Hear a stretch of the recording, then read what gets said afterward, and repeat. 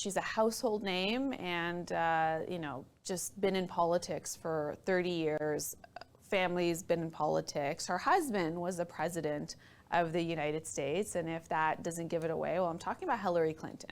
And I actually personally think that she's going to make a comeback in politics, and only because when Roe v. Wade was overturned just a couple of months ago by the U.S. Supreme Court, well, she's been giving, a lot of lectures. She's been interviewed, and she personally knows some of those justices. She went to law school with them, and she was one of the first who said women's rights are human rights, and that was when she was First Lady, and then she was, she had this massive career in politics, and of course she lost the election to Donald Trump, but it looks like she's making a comeback, and these are part of the steps to her comeback. So what is this all about? It's Apple TV.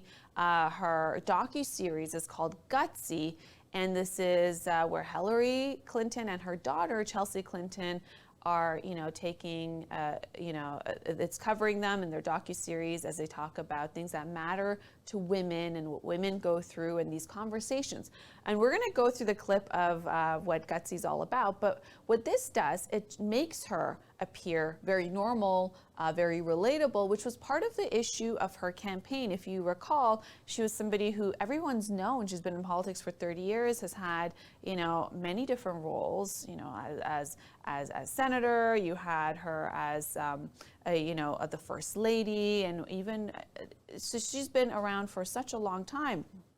And when it comes to, and even in the Obama era, she served, in a very critical role.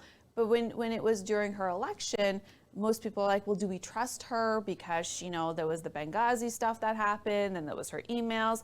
The trust factor was the issue. And then you had somebody, Donald Trump, who was a reality TV star. Donald Trump was known for a very long time, but as a businessman and as a reality TV star.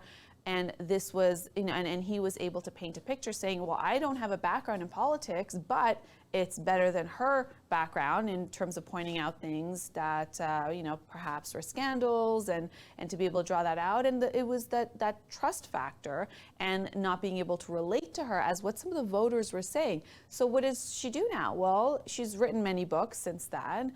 And now her docuseries is covering her in a reality situation where you get to hear what Hillary Clinton's thoughts are all about. You get to see her being relatable, and she's with her daughter. So perhaps this is a stepping stone to what could come for the next election. Who thinks Biden's doing a good job? We'd love to hear from you. Do you think Biden's doing a good job? Do you think Kamala Harris is ready to become president? Really, do you think the two of them are ready to do this and, go for another term? We'd love to hear your opinion. Their poll numbers aren't the best when it comes to the public opinion on them and how they've done so far. And no matter what the wins are, it's just the narrative and how they're able to express their message, all of that. There's been more fails than wins, according to my opinion. We'd love to hear yours.